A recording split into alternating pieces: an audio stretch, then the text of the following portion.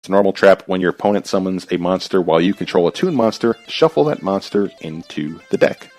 So it's pretty good in the sense that it doesn't actually destroy the monster, because I know some monster effects don't allow to be destroyed. But at least if this shuffles it into the deck, hey, that's pretty good. Next, you have Toon Defense. When an opponent's monster declares an attack targeting a face-up level 4 or lower Toon monster you control, you can make the attack a direct attack instead. So that's just a way to keep your level 4 or lower Toon monsters out on the field as well, if you're going to be using them for your next turn. And last, trap card-wise, we have Toon Mask. If you control Toon World, target one face-up monster your opponent controls. Special summon one Toon monster from your hand or deck whose level is less than or equal to the level rank of that monster, ignoring its summoning conditions.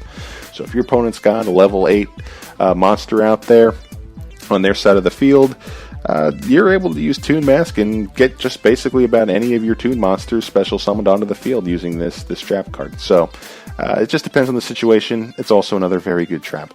But as you can see, there's just a lot of additional support and a lot of newer Toon cards that are out there right now that could be extremely beneficial for building a Toon deck.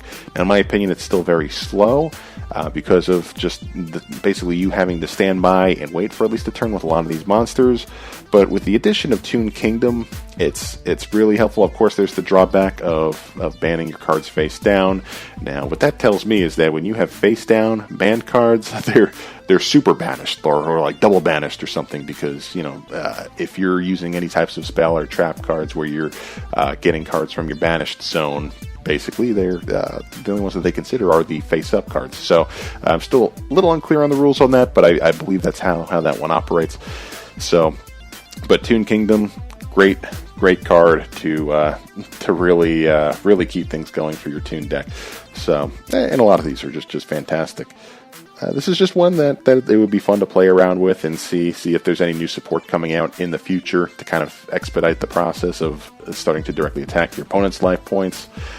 Really curious to see what happens moving forward and what other combos people come up with. So if you have any ideas of how you like to build your Toon deck or any other support outside of the Toon area that you think would be a good mesh with Toon cards, feel free to tweet us out on Twitter at YuGiOh Deck Talk. It's all one word, at YuGiOh Deck Talk. We're looking forward to hearing what you guys have to say, and we'll probably mention it up on an upcoming podcast. So with that, that's it for today's episode. Thanks for tuning in, and we'll see you next time. Take care. Join us on Facebook. Go to facebook.com/YuGiOh Deck Talk. Tell us about the decks you want to see broken down and analyzed. Discuss strategy and new cards. Meet other duelists.